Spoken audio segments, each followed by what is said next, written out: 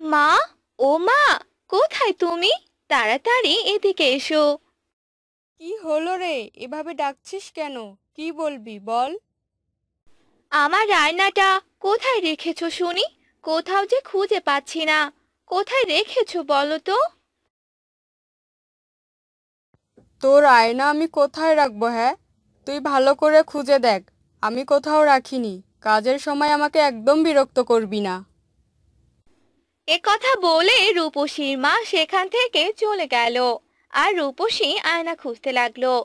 আর আয়নাটি বিছানার এক কোণে পড়েছিল। ওহ, তুই এখানে পড়ে আছিস? আর আমি তোকে সারা বাড়ি খুঁজে বেড়াচ্ছি। তুই আমার সাথে না থাকলে তো আমার একদম ভালো লাগে না। দেখি তো আমার মুখটা। বাহ, কি সুন্দর দেখতে আমি। আমার মতো এত সুন্দরী বুঝি আর কেউ নেই। আর এই আয়নাতে মুখখানা না দেখলে যে আমার ভালোই লাগে না। সারাদিন তো আমাকে মুখ দেখতেই হবে। রূপসী আয়নায় নিজের চেহারা দেখছে আর কথা বলছে। তখনই সেখানে রূপসীর মা চলে আসে। আমি যখনই ঘরে আসি তখনই দেখি আয়নাতে তোর এই মুখখানা দেখছিস। এত দেখে কি হবে বলতো? তুই তো আমার সাথে একটু কাজও করতে পারিস। না মা, আমার কাজ করতে একদম ভালো লাগে না। আমার তো শুধু আয়নাতে মুখ দেখতে ইচ্ছে করে। সারাদিন আয়না নিয়ে পড়ে থাকির জন্য তো তোকে সবাই আয়না সুন্দরী বলে। এত আয়না দেখতে হবে না। চল আমার সাথে চল, কাজ করবি। এ কথা বলে রূপসীর মা রূপসীকে নিয়ে বাহিরে বের হয় আর রান্নাঘরে চলে যায়। নে, এই সবজিগুলো কেটে দে। রূপসী সবজিগুলো কাটতে থাকে। আর কাটার কিছুক্ষণ পরেই, মা, আমি একটু ঘর থেকে এখনই আসছি। একটু আগেই তো ঘর থেকে আসলি, এখন আবার ঘরে যাবি মানে? রূপসী তার মাকে কিছু না বলে সেখান থেকে ঘরে চলে গেল। আর আয়না নিয়ে মুখ দেখতে লাগলো। ওহ, অনেকক্ষণ থেকে মুখটা দেখিনি। ইস, একটু কাজ করে একদম ঘেমে গেছি। রূপসী এভাবে সারা দিন রাত আয়নাতে তার মুখ দেখতে থাকে। সবার মতামতের মাধ্যমে বিয়ের দিন তারিখ ঠিক হয়ে যায়। আর কিছুদিন পরেই রূপসীর বিয়ে হয়ে যায়। আর রূপসী শ্বশুর বাড়িতে চলে যায়। এই দেখো, আমি বাবার বাড়ি থেকে কি নিয়ে এসেছি। দেখি তো, কি নিয়ে এসেছো? এই দেখো, আয়না। আয়না? এটা আবার নিয়ে আসার কোনো জিনিস হলো নাকি? ও মা, কি সব বলছো তুমি? এই আয়না দিয়ে তো আমি আমার মুখখানা দেখবো। আমার এই মুখ না দেখলে তো আমার দিনই কাটবে না। তুমি দেখতে এমনিতেই অনেক সুন্দর, তোমায় আর আয়না দেখতে হবে না। যাও এবার সবার জন্য রান্না করে ফেলো, আমার আবার কাজে যেতে হবে। কি সব বলছো তুমি? আমি রান্না করব মানে? আমি তো রান্না করতেই পারি না। রান্না পারো না তো কি হয়েছে, চেষ্টা তো করো, চেষ্টা করলে ঠিক পারবে। এরপর রূপসী রান্নাঘরে যায়, সবজি কেটে নেয়। কিন্তু কিভাবে রান্না করবে সে কিছুই বুঝতে পারে না। বাড়িতে যখন ছিলাম তখন তো সারা দিন রাত শুধু আয়নায় নিজের মুখখানাই দেখতাম। মায়ের সাথে কোনো কাজ করতাম না। আয়নাতে মুখ দেখে তো সারাদিন চলে যেত। কিন্তু এখন আমি কি করব? কিভাবে যে কি শুরু করব বুঝতেই পারছি না। এরপর রূপসী যেভাবে পারে ওভাবে রান্না করে নেয়। আর শাশুড়ি ও স্বামীকে খেতে দেয়। এই নাও, এবার তোমরা খাবার খেয়ে নাও। এসব তুমি কি রান্না করেছো বৌমা? খাবারগুলো দেখতে এরকম কেন? মা, এই খাবার আপনি কখনোই খাননি। এটা নতুন রকমের খাবার। খেতেও ভালো। একবার খেয়ে দেখুন। রূপসীর শাশুড়ি ও স্বামী খাবার মুখে দেয়। আর রূপসী মনে মনে বলে, হায় ভগবান, এবার কি হবে? জানি না কি সব করেছি। খেতে যে কেমন হবে, রক্ষা করো ভগবান। ওয়াক থু! সি সি সি সি সি! এসব তুমি কি রান্না করেছো বৌমা? মুখেই দেওয়া যাচ্ছে না। তোমার মা কি তোমায় রান্না শেখায়নি? আসলে মা। তুমি চুপ থাকো বৌমা। বাড়িতে নিয়ে আসার পর দেখছি সারা দিন শুধু আয়নাতে মুখ দেখেই যাচ্ছ। আবার বাবার বাড়িতে যা করেছো করেছো, এখানে এসব চলবে না। বুঝতে পেরেছো তুমি? হ্যাঁ মা, বুঝতে পেরেছি। এ কথা বলে রূপসীর শাশুড়ি সেখান থেকে চলে গেল, আর মোহন তার কাজে চলে গেল।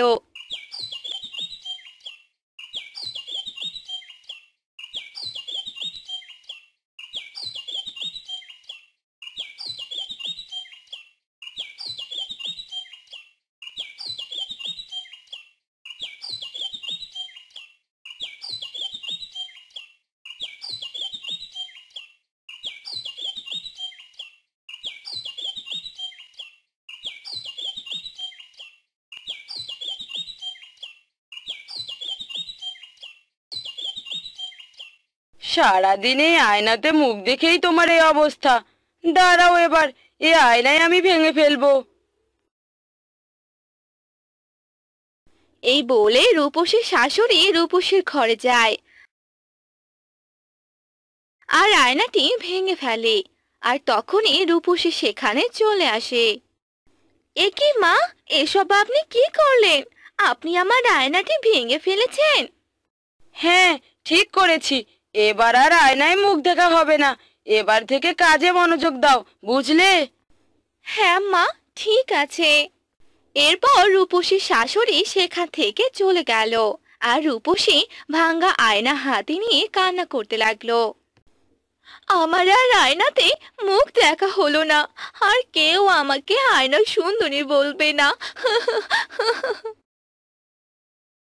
এভাবে কেটে যায় বেশ কিছুদিন।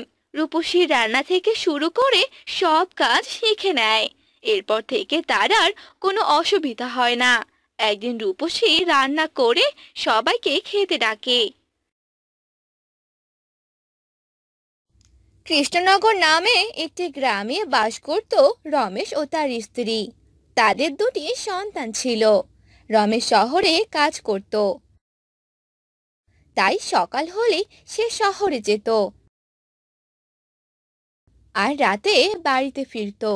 সেই গ্রামে ছিল একটা তেঁতুল গাছ। সেখানে থাকতো একটি ডাইনি।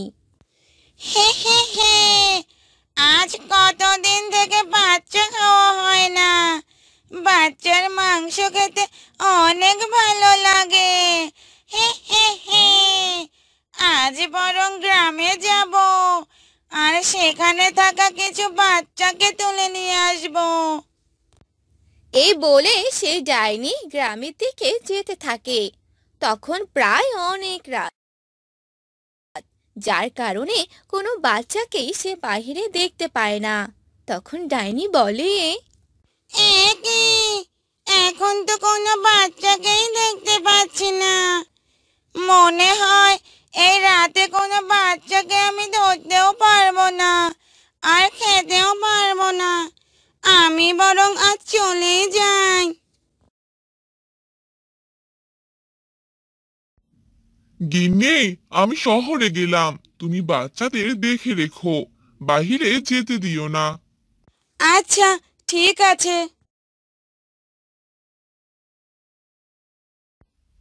কিরে বল্টু, বল্টু, বাড়িতে আছিস? কি রে, এভাবে ডাকছিস কেন? চল খেলতে যাই, বাহিরে সবাই তোর জন্য অপেক্ষা করছে। আমরা সবাই খেলতে যাব। মা, ও মা, আমি বাইরে গেলাম। এরপর বল্টু ও তার বন্ধুরা মিলে বাহিরে খেলতে গেল। তারা সবাই একটি মাঠে ফুটবল খেলছিল। তখনই সে বল একটি ঝোপের আড়ালে গিয়ে পড়ে। তোরা এখানে দাঁড়া, আমি বলটা গিয়ে নিয়ে আসছি।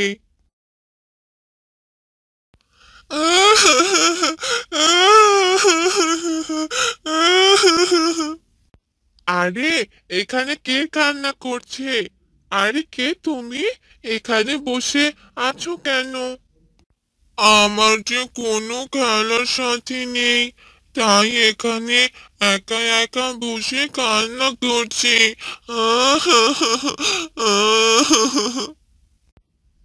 কে বলেছে তোমার কোনো খেলার সাথী নেই? চলো, তুমি আমাদের সাথে খেলবে। সত্যি বলছো? আমি তোমাদের সাথে খেলতে পারবো? চলো তাহলে। তারপর শিলু সে বাচ্চাটিকে নিয়ে আসে আর সবাই খেলতে থাকে। খেলা শেষ করতে করতে তাদের বিকেল হয়ে যায়। তখনই সে বাচ্চাটি বলে, আমার বাসা তো একটু দূরে, তুমি কি আমাকে একটু সামনে এগিয়ে দিয়ে আসবে? ঠিক আছে, চলো তাহলে। এরপর শিলু সে বাচ্চা ছেলেটিকে নিয়ে যেতে লাগলো। কিছু দূর যেতেই সে বাচ্চাটি এক ডাইনিতে পরিণত হলো আর জোরে জোরে হাসতে লাগলো। হে হে হে হে, এবার তোকে খাবো। কে কে কে কে তুমি? হ্যাঁ হ্যাঁ হ্যাঁ, কে?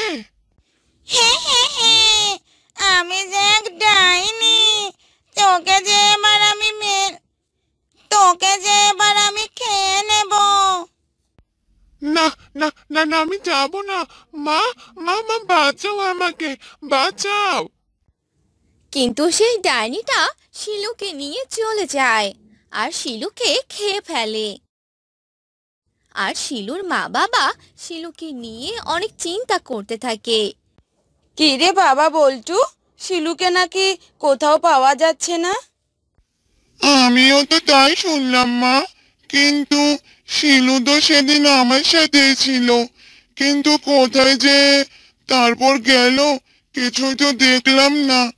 আর আমরা পরে চলে এসেছিলাম। আজকে থেকে তুই আর বাহিরে যাবি না, ঠিক আছে বাবা? এসব তুমি কি বলছো মা? আমি বাহিরে কেন যাব না?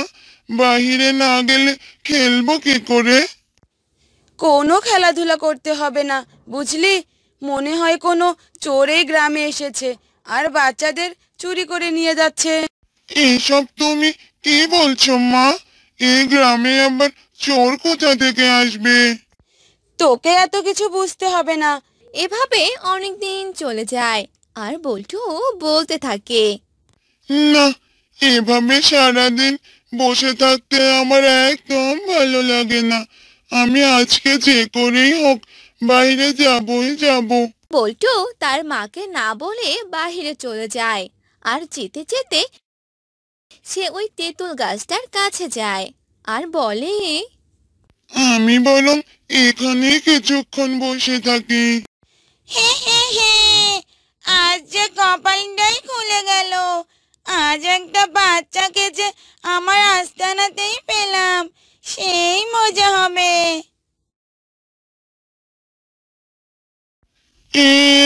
এই কে কে তুমি? তুমি দেখতে এমন কেন? কারণ আমি যে এক ডাইনি। হে হে হে, আমি বাচ্চা খেকো ডাইনি। এবার তোকে খেয়ে ফেলবো আর আমার অনেক শান্তি লাগবে।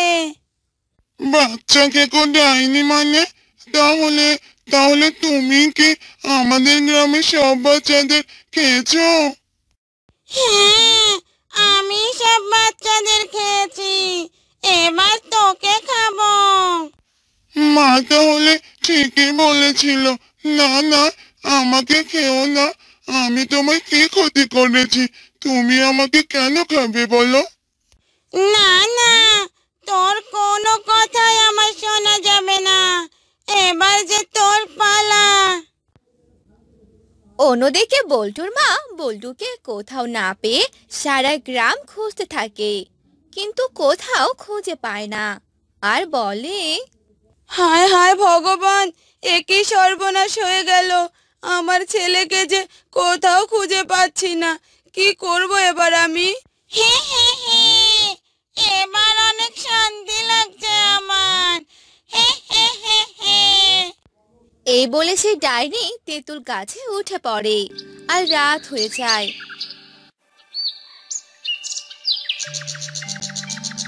তখন রমেশ বাড়িতে চলে আসে আর রমেশের বউ রমেশকে সব কথা খুলে বলে।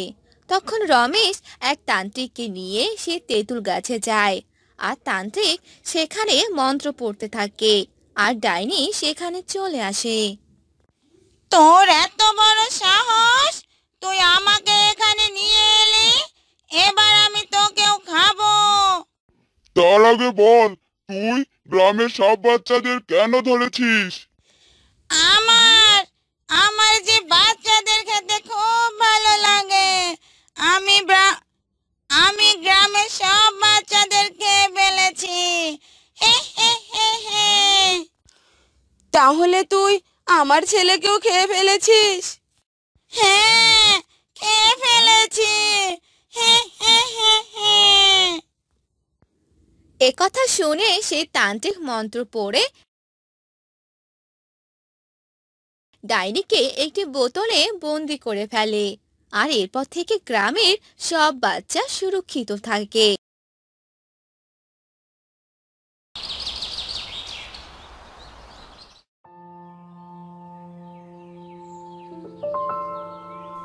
গিন্নি, ও গিন্নি, খেতে দাও তো, তাড়াতাড়ি খেয়ে আবার জমিতে যেতে হবে। হ্যাঁ গো, দিচ্ছি, তুমি বসো, আমি তোমার জন্য খাবার আনছি। হ্যাঁ গো, জমির কি অবস্থা? এবার কি চাষ করবে? আগের বার তো মূলা চাষ করেছিলে, তোমার সেই মূলাগুলো কেউ কিনলো না। সেইবার সবাই মূলা চাষ করেছিল, ভাবলাম আমিও করি, যদি লাভ হয়, কিন্তু কোনো লাভই তো হলো না। এবার তাহলে আমার কথা শোনো, এবার সবাই জমিতে যে ফসল চাষ করবে তুমি সেই ফসল চাষ করবে না, তুমি অন্য ফসল চাষ করবে। তাহলে দেখবে তোমার সেই ফসল সবাই কিনবে, এতে লাভও হবে। ঠিক আছে, তুমি যখন বলছো তাহলে তাই করব, দেখি কি হয়। আচ্ছা, এবার খেয়ে জমিতে চলে যাও। এরপর সজল খাবার খেয়ে নিল আর খাবার খেয়ে জমিতে চলে গেল। আর জমিতে গিয়ে দেখলো তার পাশের জমিতে সবাই কাজ করছে। হ্যাঁ গো রমেশ দাদা, এবার জমিতে তোমরা কি চাষ করবে? এবার দেখছি অনেক পরিশ্রম করছো। হ্যাঁ দাদা, আমি এবার জমিতে ভুট্টার চাষ করব, এটাতে ভালো ফলন হবে। আর এই ভুট্টার চাষ সবাই করবে, তাই ভাবছি আমিও করব। ও, তাহলে তাই করো। তা তুমি কি চাষ করবে দাদা? এখনো ঠিক করিনি, কি যে চাষ করব বুঝতেই পারছি না। আমাদের সাথে ভুট্টাই চাষ করো, দেখবে ভালো ফলন হবে। এ কথা শুনে সজল তার জমিতে নামলো আর কাজ করতে লাগলো। এরপর বিকেল বেলা বাড়িতে গেল আর স্ত্রীকে ডাকতে লাগলো। হ্যাঁ গো গিন্নি, কোথায় গেলে গিন্নি?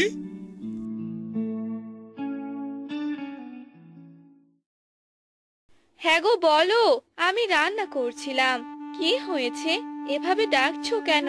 তোমার কাজ শেষ হলো? হ্যাঁ গো, কাজ শেষ হয়েছে, কিন্তু এবার তো জমিতে বীজ বুনতে হবে, কি করব বলো তো? আচ্ছা, এবার সবাই জমিতে কি চাষ করবে শুনেছো কিছু? হ্যাঁ গো, শুনেছি এবার নাকি সবাই ভুট্টার চাষ করবে। ও, তাহলে তুমি বেগুনের চাষ করো। কাল বাজার থেকে বেগুনের চারাগুলো নিয়ে এসো।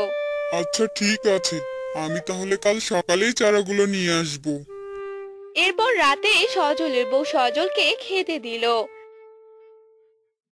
তারা খাবার খেয়ে রাতে ঘুমিয়ে পড়ে।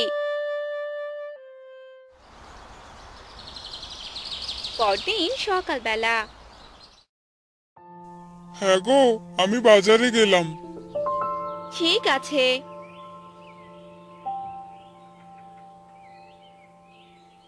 এই বলে সজল বাজারের দিকে যেতে লাগলো। আর হাঁটতে হাঁটতে সজল একটি বুড়িকে দেখতে পেল। বুড়ির হাতে একটি ব্যাগও ছিল। আরে বুড়িমা, তুমি কোথায় যাচ্ছ?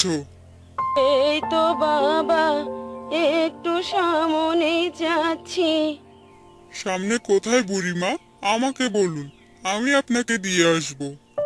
আরে বাবা, আমি একটু বাজারে যাব। বাজার তো সামনে, কিন্তু আপনি তো উল্টো দিকে যাচ্ছেন বুড়িমা। আপনি বাজারে গিয়ে কি করবেন?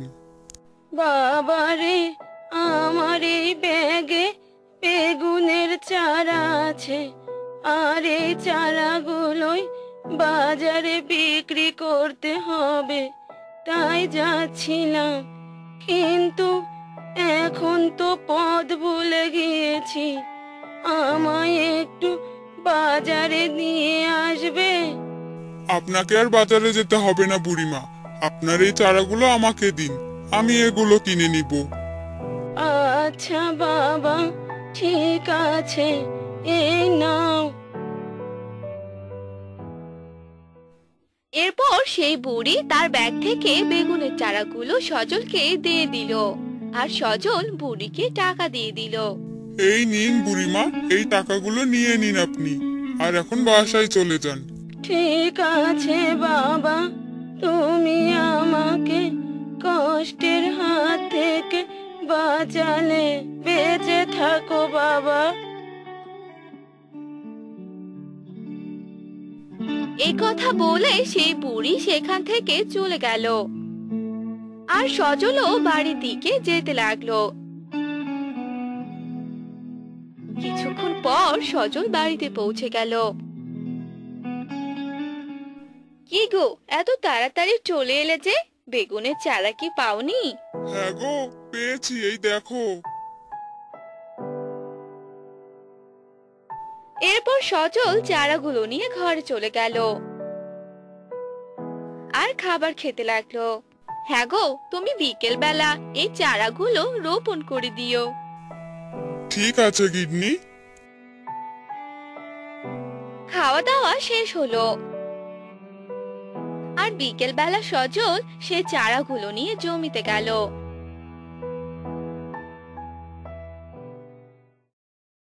আর রোপণ করতে লাগলো।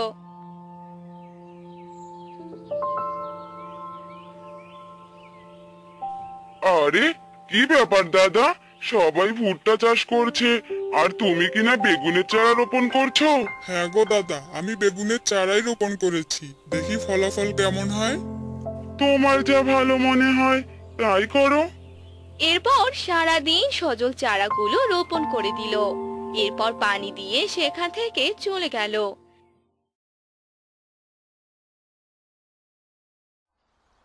এভাবে কেটে গেল বেশ কয়েকদিন।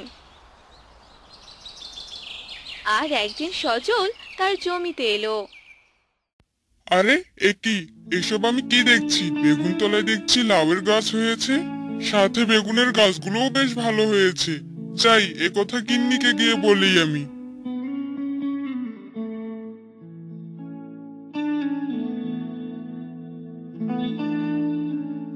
এরপর সজল বাড়িতে এসে তার বউকে সব কথা বলল। এটা তো খুবই ভালো কথা, তুমি এক কাজ করো, সেখানে জাংলা দিয়ে দাও, তাহলে সেই লাউয়ের গাছগুলো জাংলায় উঠবে আর লাউ ভালোভাবে ধরবে। ঠিক আছে গিন্নি। বউয়ের কথা মতো সজল সেইখানে জাংলা দিয়ে দিল, আর সবগুলো গাছে পানি ঢেলে দিল। এভাবে কেটে গেল বেশ কয়েকদিন।